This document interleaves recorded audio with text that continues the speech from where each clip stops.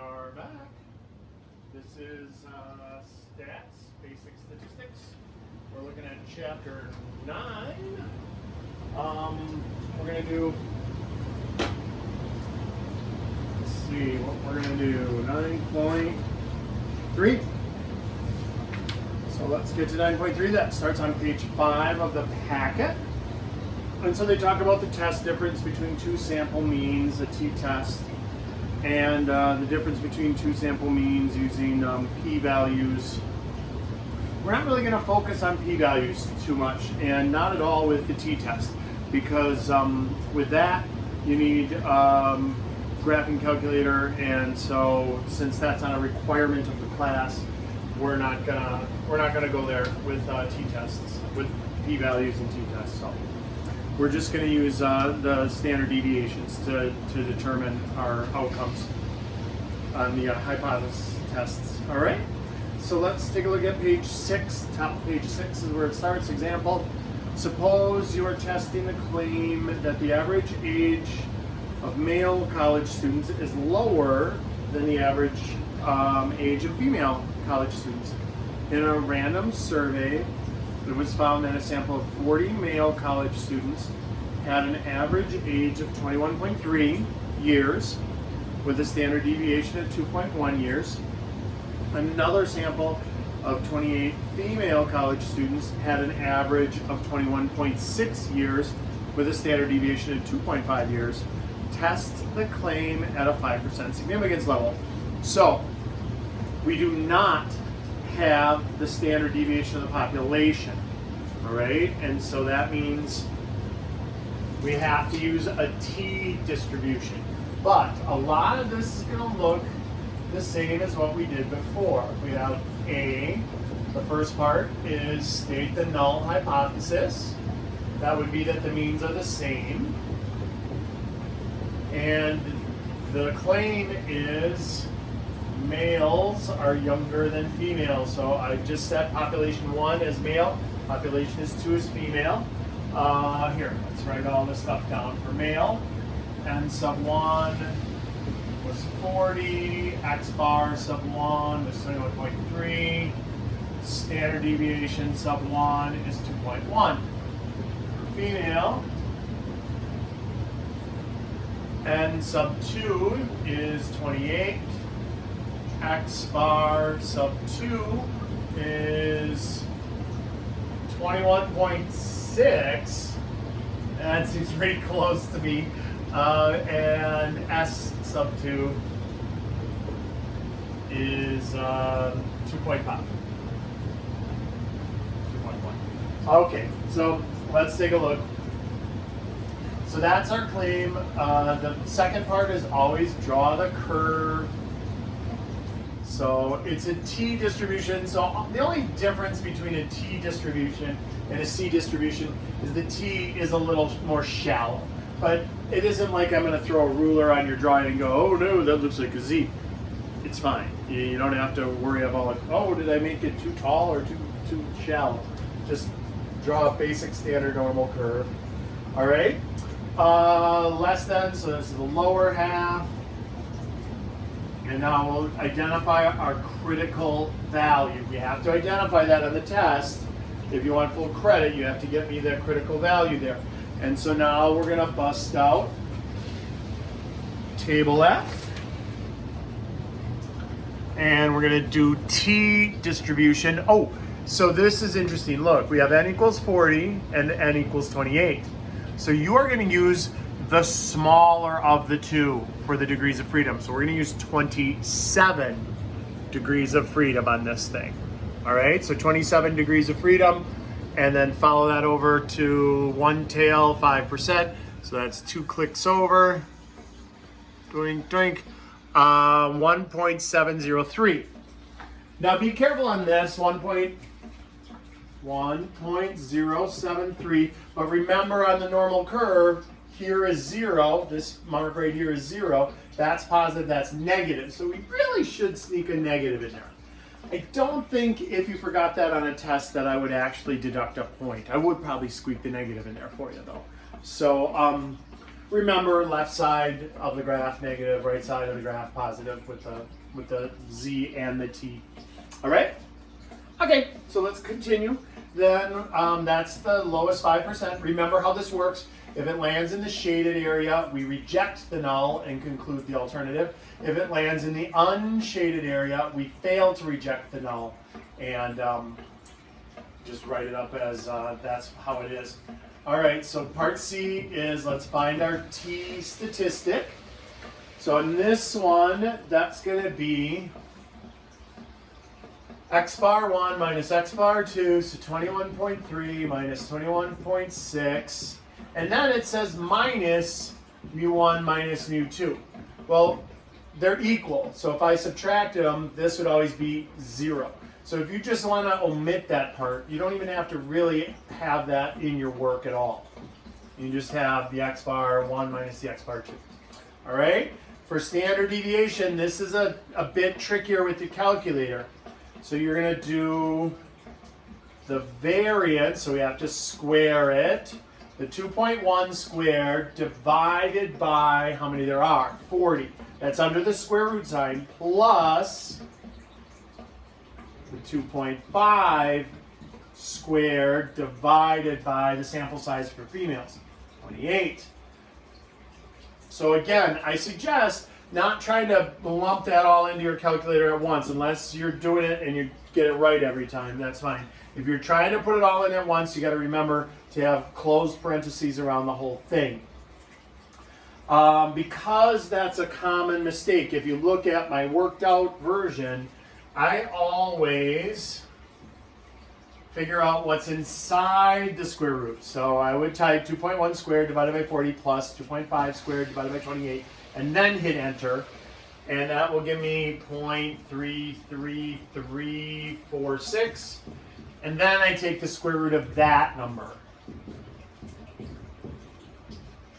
So in that case, it is 0.57746. And there's still more. I just cut it off after 5 places is enough. 3 places probably enough.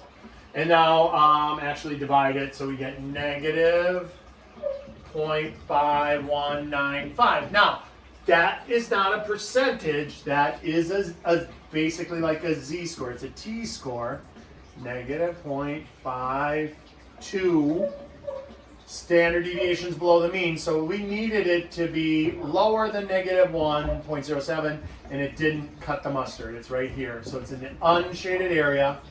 Negative 0.52 is where our t statistic ended up. And so that is in the fail to reject. So we fail to reject the null. At 5% significance level.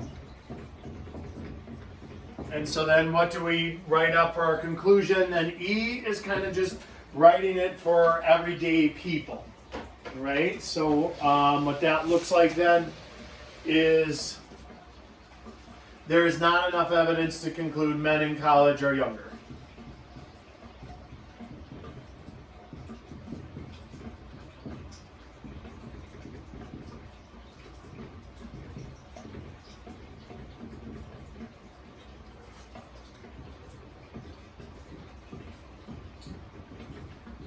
All right, so there we are.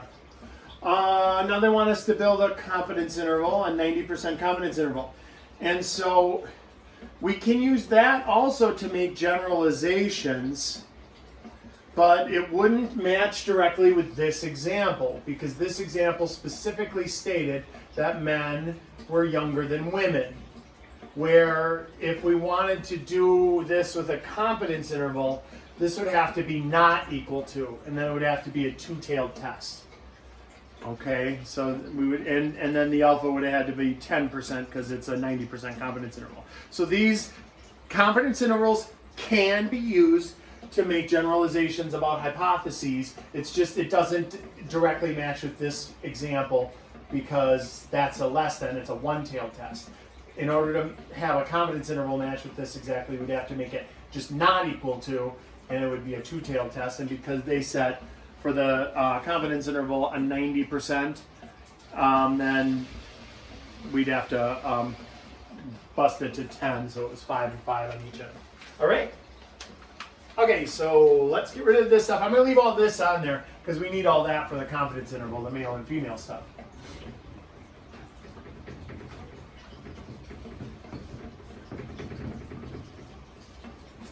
And so again, in the note packet, it's listed like this, plus or minus, okay, for the margin of error. But on your sheet, on your formula sheet, I believe it's listed out the long way here. Let's take a look at the formula sheet. For confidence intervals. Yeah, they've got it written out like the long way with the 2 in the center, like so it's fine either way, whatever way you want to look at it. This is just shorthand, the plus or minus the margin of error. So here, I'm going to write it out. We're going to do, this is what it looks like all written out. So minus the t-score times the square root of s squared 1 over n sub 1 plus s squared 2 over n sub 2. So again, you could just take this value that you figured out from the above problem and plop it right in there. And then that's going to be less than mu1 minus mu2, which is going to be less than the same thing, all the same as this, but with a, instead of a minus right there, a plus. And so remember, this little deal here is referred to as the margin of error, t times the standard error here, s. So that's 2 and sub 2. So this part of it is referred to as the margin of error. And so that's why mostly I don't write that twice. I'm not going to write it twice when I'm doing the work. I'm just going to put mo right there, and I'm just going to put the value right there. So look, we'll sub in the numbers on this side, but on that side it's going to be 6 minus. So we look up the t-score for 27 degrees of freedom, 90% confidence interval, and it does come up the same as above, 1.703. But for the margin of error, we don't put a negative on there. We don't put a positive or a negative. Just always leave it positive for the t or the z-score. All right, and then the square root. And we already did this above, so you could just take those values from above. Plus 2.5 squared over 28. Now overall, the margin of error is going to be different because we took that value above and we didn't multiply it by anything. We divided it into the difference to find the t value. Here we're multiplying it by the t statistic. And so now this, I'm just going to put negative 0.3 plus margin of error instead of writing all of that out again. All right. Okay.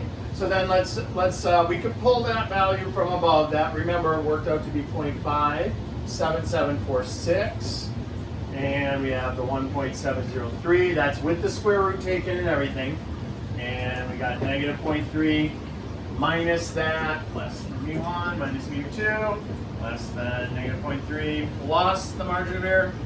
So the actual margin of error, when you multiply that out, that's the margin of error, is 0.9834. A negative 0.3 minus that, and negative 0.3 plus that. And so that shakes out to be negative 1.283, which is less than the difference of the means, which is less than positive 0.683. So,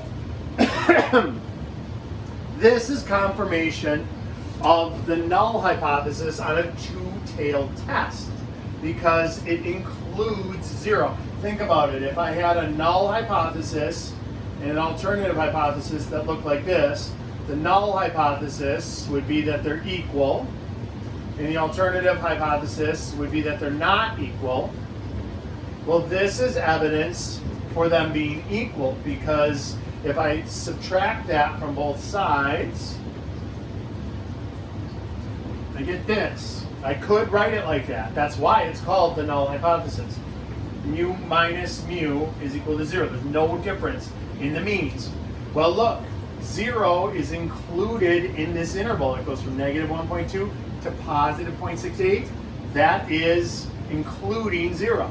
So if 0 is included, this counts as evidence for the null hypothesis. If this would have been negative 1.28 is less than mu1 minus mu2 is less than negative 0.6, where it wouldn't include 0, then that would have been evidence for that they're not equal. So if this includes 0, that's evidence for the null. The interval includes 0, it's evidence for the null. If it is not, then it's evidence for the alternative.